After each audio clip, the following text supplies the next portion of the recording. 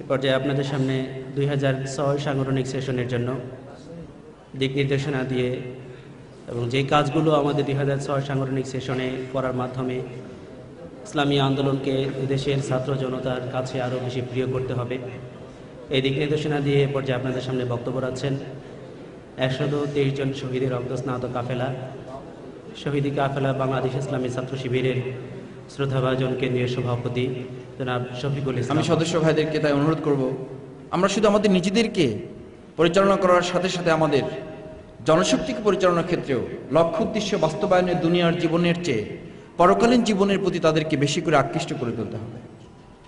দ্বিতীয় যে বিষয়টি আমি আপনাদের কাছে বলবো, আমাদেরকে মনে রাখতে হবে লক্ষ্য উদ্দেশ্য বাস্তবায়ন আমাদের চূড়ান্ত শপথেরই প্রধান অংশ। লক্ষ্য এবং উদ্দেশ্য যেটি আমরা নির্ধারণ করেছি, আমরা যে শপথ গ্রহণ করেছি, সেই শপথের সবচেয়ে বড় অংশ হচ্ছে, প্রথম বাক্যটি হচ্ছে, আমার জীবনের লক্ষ্য উদ্দেশ্য হবে এই সংগঠনের লক্ষ্য উদ্দেশ্য। সদস্য ভাইয়েরা এখানে আজকে যারা উপস্থিত আছেন, আমি আপনাদেরকে বিনীতভাবে অনুরোধ করব, আমাদের শপথ যদি পর্যালোচনা করা যায়, তাহলে প্রথম বাক্যটি যদি আমাদের চোখের সামনে চলে আসবে, সেই বাক্যটি হচ্ছে, আমার জীবনের লক্ষ্য উদ্দেশ্য বলতে এই সংগঠনের লক্ষ্য উদ্দেশ্যই হচ্ছে আমার জীবনের সকল লক্ষ্য উদ্দেশ্যের একটি বড় দিক। আমাদের লক্ষ্য উদ্দেশ্য বাস্তবায়নে এই প্রধান চিত্রটি মনে রাখতে হবে যে আমি যে শপথ গ্রহণ করেছি, যে শপথকে মনে করেছিলাম, যে শপথকে আমরা ধরে নিয়েছিলাম যে এই শপথই আমাকে আল্লাহ সন্তুষ্টি অর্জনের একমাত্র মাধ্যম হিসেবে আমরা গ্রহণ করেছিলাম। কারণ আমরা কোরআনের সেই বক্তব্যকে আমাদের মাঝে উজ্জীবিত রেখেছি। যারা সেদিন আল্লাহ রসুলের কাছে বায়াত গ্রহণ করেছিলেন, লাকাদ রাদিয়াল্লাহু আনিল মুমিনিন ইয ইউবায়ুনাকা তাহতা শাজারা, অবশ্যই সেই সকল মুমিনরা সন্তুষ্ট অর্জন করতে সক্ষম হয়েছে আল্লাহর, যারা আল্লাহ রসুলের কাছে বায়াত গ্রহণ করেছিলেন। ইয ইউবায়ুনাকা তাহতা শাজারা, লাকাদ রাদিয়াল্লাহ, অবশ্যই তারা আল্লাহ সন্তুষ্ট অর্জন করতে সক্ষম হয়েছে। আমরা যেই শপথের মাধ্যমে আল্লাহ সন্তুষ্ট অর্জন করতে চেয়েছি, সেই শপথের প্রধান বাক্য হচ্ছে, আমার জীবনের লক্ষ্য উদ্দেশ্য হবে সংগঠনের লক্ষ্য উদ্দেশ্য। সেই লক্ষ্য উদ্দেশ্য বাস্তবায়নে আপনাকে এই লাকাদ রাদিয়াল্লাহু আনিল মুমিনিন, আল্লাহ সন্তুষ্ট অর্জন করার সাথে সাথে বিপরীত আরেকটি মেসেজও কিন্তু শপথের অঙ্গীকারে আবদ্ধ ব্যক্তির জন্য দেওয়া আছে। সেই বিপরীত বাক্যটি হচ্ছে, ফামান নাকাসা ফা ইন্নামা ইয়ানকুসু আলা নাফসিহি, তুমি আল্লাহ সন্তুষ্ট অর্জন করার জন্য যে শপথ গ্রহণ করেছো, তোমার সেই শপথ যদি কোনো কারণে ভঙ্গ হয়ে যায়, ফাইন্নামা ইয়ানকুসু আলা নাফসিহি, তাহলে তার দায় দায়িত্ব তোমার নিজেকে বহন করতে হবে। কে তোমাকে শপথ গ্রহণ করিয়েছেন, কে তোমাকে উৎসাহিত করেছেন, কে তোমার জন্য পরিবেশ তৈরি করেছেন, সেটি আমার জন্য বিবেচনার বিষয় নয়। বিবেচনার বিষয় হচ্ছে আলা নাফসিহি, আমাকেই তো বহন করতে হবে, যেহেতু শপথ আমি গ্রহণ করেছি।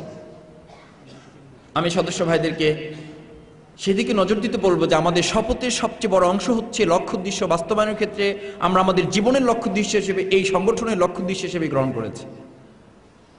তৃতীয় যে বিষয়টি আমি আপনাদের কাছে বলতে চাই, লক্ষ্য উদ্দেশ্য বাস্তবায়নে আমাদেরকে খেয়াল রাখতে হবে, আমি কি পেয়েছি তা বড় কথা নয়, আমি এই সংগঠনকে কি দিতে পেরেছি সেটা কি প্রধান বিষয়বস্তু হিসাবে নির্ধারণ করতে হবে। এই সংগঠন থেকে আমি কি পেয়েছি সেই চিন্তা করলে আমাদেরকে অনেক দূরে যেতে হবে। আমরা তা চিন্তা করে শেষ করতে পারবো না যে এই সংগঠন আমাদেরকে কত কিছু দিয়েছে, কিন্তু আমি এই সংগঠনকে কি দিতে পেরেছি সেই চিন্তা যদি আমি নিজেকে প্রেষণ করতে পারি, তাহলে আমাদেরকে আরো অনেক কিছু দেওয়ার আছে। এই মানসিকতা নিয়ে আমাদেরকে সামনের দিকে পা ফেলতে হবে। শহীদ আব্দুল মালিক ভাই আমাদেরকে সেই দৃষ্টান্ত রেখে গিয়েছেন। তার সাথে যিনি রাত্রি যাপন করেছেন আমাদের জেলার আমির পটুয়াখালীর, উনার কাছ থেকে একদম কাছে থেকে শুনেছি, এটি কোনো বই পড়ে শিখিনি। উনি বলতেন যে রাত্রি যাপন করার জন্য যে বেডে অবস্থান করতাম, মালিক ভাই সারা দিন কাজ করতো, রাতে কাজ করতো, 1টা 1:30 2টার সময় এসে বিছানায় শুয়ে যেত, আমাদের ঘুম ভেঙে যেত। উনি এসে শোয়া থেকে হঠাৎ করে উঠে বসে যেতেন। আমি জিজ্ঞেস করতাম, মালিক ভাই এত রাতে সারাদিন ক্লান্ত হয়ে এখন এসছেন, এখন না আপনি একেবারে ঘুমিয়ে পড়বেন? আমাদের যেটা হয় সারাদিন ক্লান্ত হয়ে বিছানায় শুয়ে পড়ার সাথে সাথে ঘুম চলে আসে, কিন্তু মালিক ভাই এসে শুয়ে পড়তেন, এপাশ ওপাশ করতেন, হঠাৎ করে উঠে বসে যেতেন। সে বললেন যে আমি মালিক ভাইকে জিজ্ঞেস করতাম যে মালিক ভাই এত রাত হয়েছে, আপনার তো এখন ঘুমিয়ে পড়ার কথা।